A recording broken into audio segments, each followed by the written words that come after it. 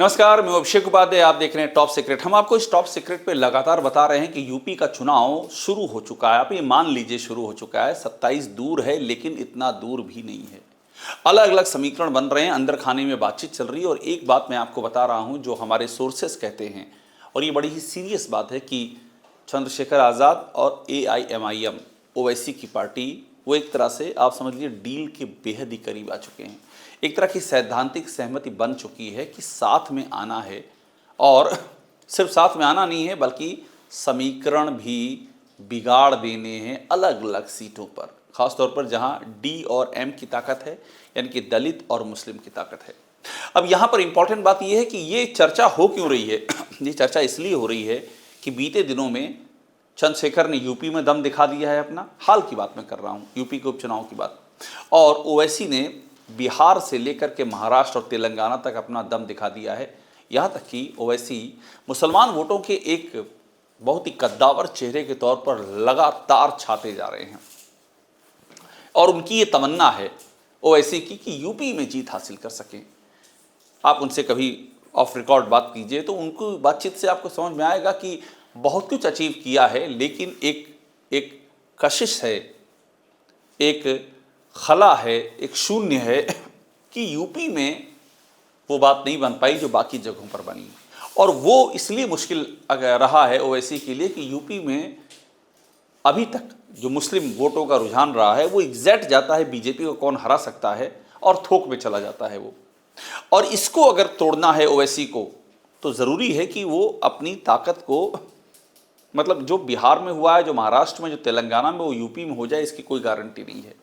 UP में आपको अपनी ताकत को दिखाना पड़ेगा कि आप चुनाव नतीजों को प्रभावित करने में क्या इम्पैक्ट रखते हैं। बीजेपी को हराने के जो कॉम्बिनेशन बनेगी उसमें आप कहां पर हैं, ये बहुत मायने रखता है। और यहीं पर ओवैसी को जरूरत पड़ेगी चंद्रशेखर के साथ की। इस बात का इल्म ओवैसी को भी है और इस बात का इल्म चंद्रशेखर को भी है। और इसीलिए ये इंडिकेशन मिलना शुरू हो गए हैं। ये हम आपको दिखा रहे हैं, ये तो बिहार का मामला है। अब ये बिहार में इस तरह की बातें सामने आई कि चंद्रशेखर, श्यामा प्रसाद मौर्य संग यूपी प्लान बताया। मतलब ये पहले से तय था कि बंगाल और यूपी को लेकर के क्या तैयारियां हैं, ये हो सकता है। श्यामा प्रसाद मौर्य यानी कि ओबीसी, चंद्रशेखर यानी कि जो कोर दलित वोट हैं, और चंद्रशेखर जिस तरह से इशूज पर बात कर रहे हैं, चंद्रशेखर को आप गौर कीजिए, कोई भी इशू ऐसा नहीं जिसपे चंद्रशेखर मौके पे पहुंचते ना हों या अपनी बात न रखते हों। मेरठ का वो सीन सबको याद है, जब वो सड़क पर दौड़ते हुए देखे गए, जब उनको रोका गया सरधना में जाने से, जहां पर दलित माँ बेटी के साथ में भयावह अत्याचार की खबर सामने आई। सोनू कश्यप नाम के एक दलित युवक को मारा गया और जला दिया गया। चंद्रशेखर लड़ते हुए सामने आए, वहां पर पहुंचना है वहां पर। इसी तरह से संभल में आप देखिए, वहां भी पुलिस से मोर्चा लेते हुए नजर आए कि मुझे मेरे मुसलमान भाइयों के पास जाने दो, उनका हाल मुझे जानने दो, उनको क्या तकलीफ है, मैं एक बार बात तो करूंगा, उनकी बात सामने रखूंगा। मैं ऐसा कैसे हो सकता है मुझे जाने से रोक लोगे। ये लगातार वो एहसास दिला रहे हैं, यानी कि वो एक्टिव हैं। और चंद्रशेखर और ओवैसी दोनों का बड़ा फोकस जो है वो है पश्चिमी यूपी, क्योंकि ये कॉम्बिनेशन दलित और साथ में मुस्लिम का पश्चिम यूपी में सबसे डेडली कॉम्बिनेशन है, इसीलिए वहां सबसे ज्यादा फोकस है। अब इसके बाद देखिए, यूपी में बनेगी नई ताकत। ये लगातार बात चल रही है कि यूपी में ताकत बनेगी, और ये इसलिए चल रही है क्योंकि नवंबर में बातें सामने हैं कि 2020 का प्रदर्शन दोहरा लिया है। AIMIM ने 5 सीटें जीत ली हैं और राज्य का 1.85% शेयर भी प्राप्त हुआ है। 2% के करीब वोट शेयर प्राप्त कर लेना, ये बहुत ही बड़ी बात है। अब यूपी में भी ताकत बनेगी, यही सबसे बड़ा सवाल है कि यूपी में ताकत बनेगी तो कैसे बनेगी। अब महाराष्ट्र में भी जीत हासिल कर ली है।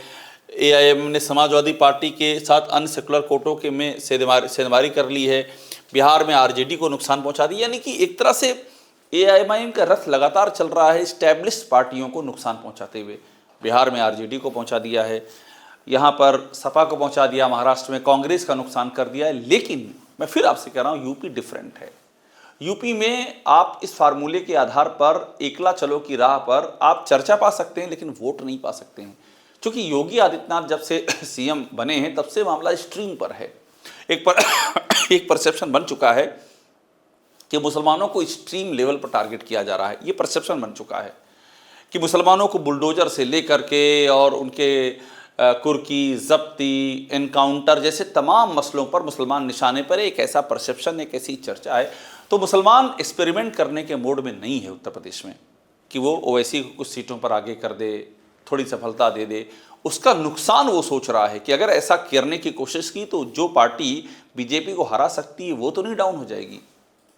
ऐसे में अगर ओवैसी और चंद्रशेखर साथ आते हैं, और मैं आपको दावे से कह रहा हूँ, अगर ओवैसी और चंद्रशेखर साथ आते हैं तो इस कॉम्बिनेशन में एक +1 और होगा, एक और बड़ी पार्टी साथ में आएगी। अब वो कांग्रेस होगी, सपा होगी, बीएसपी होगी, इट्स टू अर्ली, अभी नहीं कह सकते हैं। लेकिन ये तय हैं, Owaisi plus Chandrashekhar plus big brother, एक बड़ा भाई साथ में खड़ा होगा, ये भी तय है। इसलिए बहुत ही इंपॉर्टेंट है। और ये जो आपस में बातचीत हो रही है और या काफ़ी हद तक हो चुकी है, ये इस बात की बानगी। अब देखिए, ओवैसी ने भी हाल ही में शरद पवार की पार्टी को पीछे छोड़ दिया है।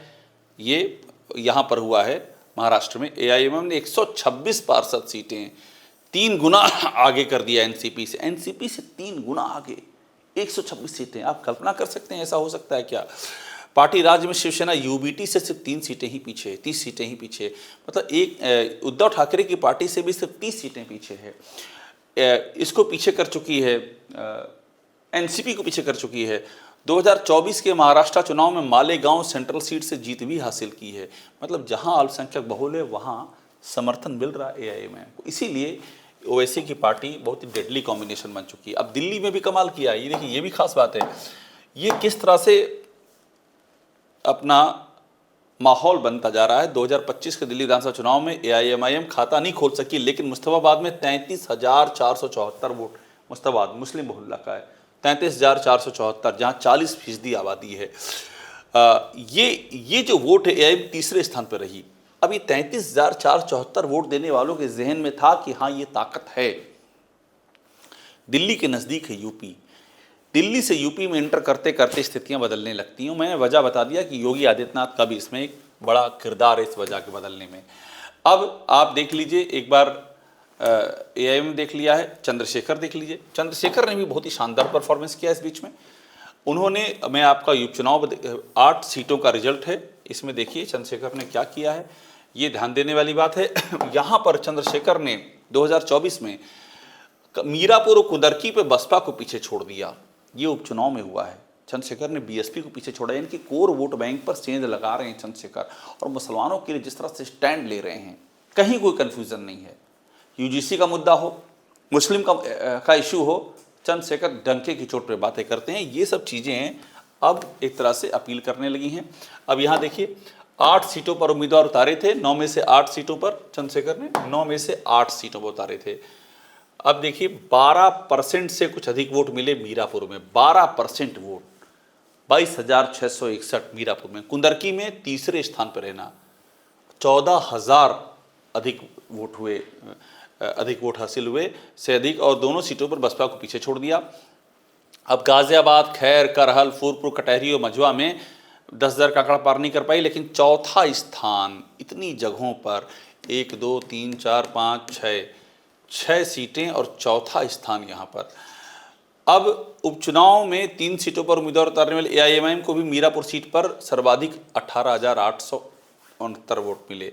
अब मीरापुर पे मिलता है एआईएमआईएम को 18,869 वोट मिलता है मीरापुर में, और यहाँ पर चंद्रशेखर आज़ाद की पार्टी मीरापुर में उसे 22,000 मिलता है। अब ये 22,000 जोड़ दीजिए और 18,000 जोड़ दीजिए, यानी कि मामला चैलेंजिंग हो जाता है। और इसीलिए मैं आपको कह रहा हूँ, ये जो पूरी तस्वीर है, ये विनिंग फैक्टर इस रूप में है कि इसके साथ में एक और जैसे जुड़ेगा, ओवैसी प्लस चंद्रशेखर और एक और बड़ी पार्टी जैसे जुड़ेगी, वैसे ही मामला आ जाएगा, विनिंग फैक्टर में आ जाएगा। और इसीलिए ये जो अंदर खाने की बातचीत है, जो मुकम्मल होती हुई दिख रही है, ये बहुत ही महत्वपूर्ण है और यूपी की राजनीति में एक बड़े सियासी भूचाल का स्पष्ट संकेत है। टॉप सीक्रेट देखते रहिए, लाइक कीजिए, इसे सब्सक्राइब जरूर कीजिएगा।